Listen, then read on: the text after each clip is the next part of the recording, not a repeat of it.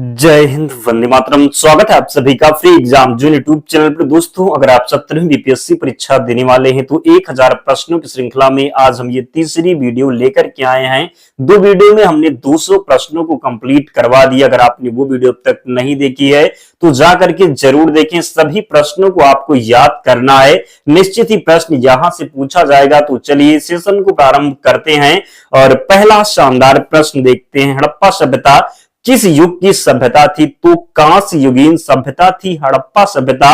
अगला प्रश्न है, सिंधु घाटी सभ्यता के लोगों का मुख्य व्यवसाय क्या था? तो व्यापार था सिंधु घाटी सभ्यता के लोगों का मुख्य व्यवसाय।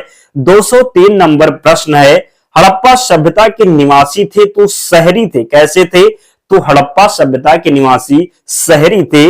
मोहनजोदड़ो कहां स्थित है? तो सिंध में। कहां पर? तो सिंध में स्थित है मोहनजोदड़ो। हड़प्पा सभ्यता की खोज किस वर्ष में हुई थी? तो 1921 में हुई थी। कब? तो हड़प्पा सभ्यता की खोज हुई थी 1921 में। दोस्तों ध्यान रखना है, अगर आप 1000 इन प्रश्नों को याद करके जाते हैं तो विश्वास रखिएगा मैक्सिमम प्रश्न आपको केवल इन 1000 प्रश्नों से मिल जाएंगे। तो 10 वीडियो जो हम करवाएंगे जिनमें हम 1000 प्रश्न कंप्लीट करवाएंगे, सभी को देखना है और सभी प्रश्नों को याद करना है। अगर आप निरंतर मेहनत करके जाते हैं, सभी प्रश्नों को याद करते हैं तो हूबहू प्रश्न एग्जाम में मिलेंगे और आप निश्चित ही सही करके आएंगे। पीडीएफ हम आपको टेलीग्राम चैनल पर प्रोवाइड करवा देंगे और वहां से आप रिवीजन कर लेना, सभी प्रश्न आपको याद हो जाएंगे। 206 नंबर प्रश्न देखते हैं। आर्य शब्द का शाब्दिक अर्थ क्या है? तो श्रेष्ठ या कुलीन होता है आर्य शब्द का अर्थ जो है शाब्दिक अर्थ। पुराणों की संख्या कितनी है? तो जब पूछा जाए कि पुराणों की संख्या कितनी है तो 18 पुराण है। कितने? तो 18 है पुराणों की संख्या। किस देवता के लिए ऋग्वेद में पुरंदर शब्द का प्रयोग हुआ है? तो इंद्र देवता के लिए ऋग्वेद में पुरंदर शब्द का प्रयोग हुआ है। आर्य भारत में बाहर से आए और सर्वप्रथम किस राज्य में बसे थे? तो पंजाब में। कहां पर? तो आर्य भारत में बाहर से आए और सर्वप्रथम पंजाब राज्य में बसे थे।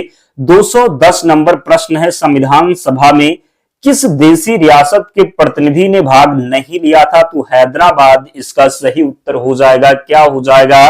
तो संविधान सभा में किस देशी रियासत के प्रतिनिधि ने भाग नहीं लिया था? तो हैदराबाद। वी.आर. अम्बेडकर का संविधान सभा में निर्वाचन हुआ था तो पश्चिम बंगाल से। कहां से? तो वी.आर. अम्बेडकर का संविधान सभा में निर्वाचन हुआ था पश्चिम बंगाल से। संविधान सभा का चुनाव किस आधार पर हुआ? तो वर्गीय मताधिकार के आधार पर हुआ संविधान सभा का चुनाव। संविधान सभा के सदस्य प्रतिनिधि थे तो जनता द्वारा अप्रत्यक्ष निर्वाचित। क्या हो जाएगा? तो संविधान सभा के सदस्य प्रतिनिधि थे तो जनता द्वारा अप्रत्यक्ष निर्वाचित। भारतीय संविधान को किसने बनाया? तो संविधान सभा ने। किसके द्वारा? तो भारतीय संविधान बनाया गया संविधान सभा के द्वारा। संविधान सभा के लिए चुनाव कब संपन्न हुए? तो 1946 में संपन्न हुए।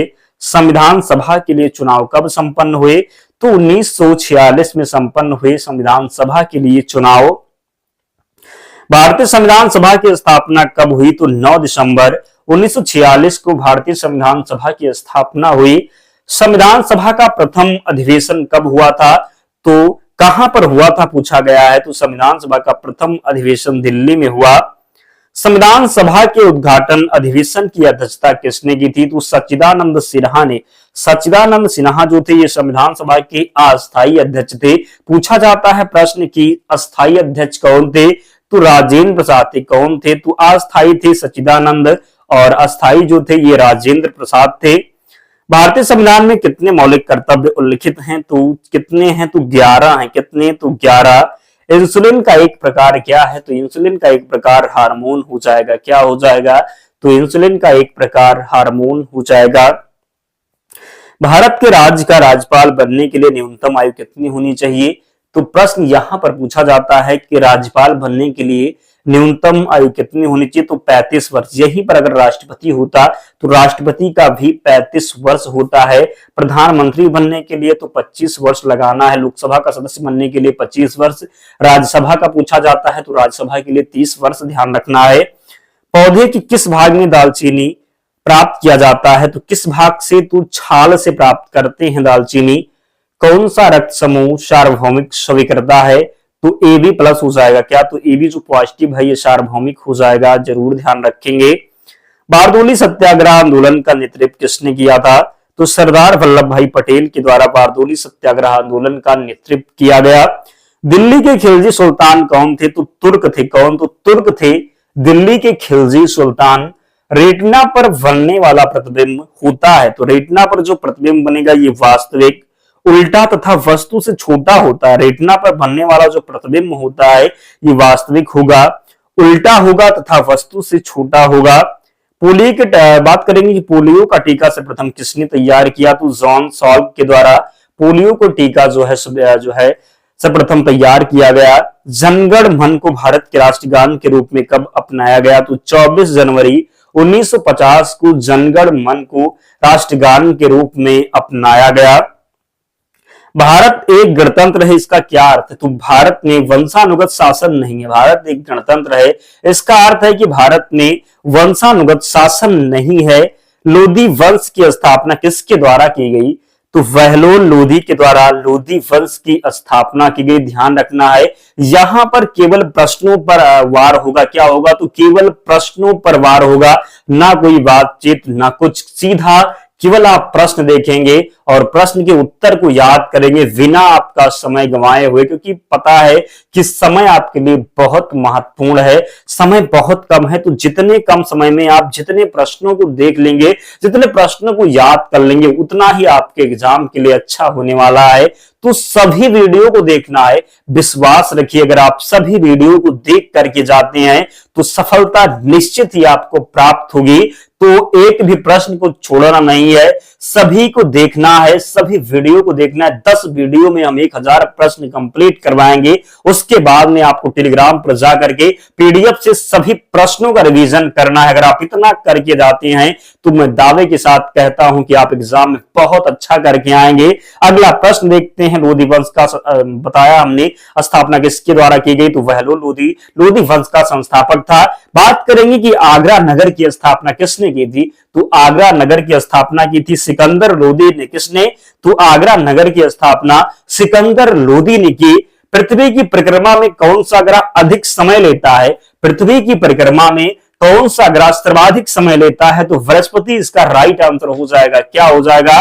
तो बृहस्पति जो है ये पृथ्वी की परिक्रमा में सबसे ज्यादा यानी कि अधिक समय लेता है। नेक्स्ट है सौरमंडल का सबसे बड़ा ग्रह कौन सा है? तो गैनीमेड हो जाएगा। सर्वोच्च न्यायालय के प्रथम मुख्य न्यायाधीश कौन थे? तो हीरालाल जेकानिया। कौन? तो हीरालाल जेकानिया थे सर्वोच्च न्यायालय के प्रथम मुख्य न्यायाधीश। सर्वोच्च न्यायालय के मुख्य न्यायाधीश के पद पर सबसे कम समय तक कौन रहे? तो कमल नारायण सिंह। सर्वोच्च न्यायालय के मुख्य न्यायाधीश के पद पर सबसे कम समय तक रहे कमल नारायण सिंह। भारत में सबसे बड़ा अपीलीय न्यायालय? तो सर्वोच्च न्यायालय है भारत का सबसे बड़ा अपीलीय न्यायालय। भारत के किस संवैधानिक पद पर कोई महिला नहीं रही? तो सर्वोच्च न्यायालय के मुख्य न्यायाधीश क्या हो जाएगा? तो भारत की किस संवैधानिक पद पर कोई महिला नहीं रही? तो सर्वोच्च न्यायालय के मुख्य न्यायाधीश इसका राइट आंसर है। काकोरी ट्रेन डकैती कांड के नायक कौन थे? तो राम प्रसाद बिस्मिल थे काकोरी ट्रेन डकैती कांड के नायक। भारतीय राष्ट्रीय कांग्रेस के सबसे अधिक समय तक अध्यक्ष कौन रहे? तो अब्दुल कलाम आजाद। कौन? तो अब्दुल कलाम आजाद इसका राइट आंसर है। भारतीय राष्ट्रीय कांग्रेस के सबसे अधिक समय तक अध्यक्ष रहे अब्दुल कलाम आजाद। भारत एवं पाकिस्तान का विभाजन किस योजना के तहत हुआ? तो माउंट बेटन योजना के तहत। साइमन कमीशन भारत आगमन किस वर्ष हुआ? तो 1928 में। चौरी चौरा नामक प्रसिद्ध स्थल कहां है? तो गोरखपुर में। कहां पर? तो गोरखपुर में है चौरी चौरा नामक प्रसिद्ध स्थल। महात्मा गांधी दक्षिण अफ्रीका से भारत कब लौटे? तो 1915 में। 9 जनवरी 1915 को महात्मा गांधी दक्षिण अफ्रीका से भारत लौटे, इसलिए 9 जनवरी को प्रवासी दिवस के रूप में भी मनाया जाता है।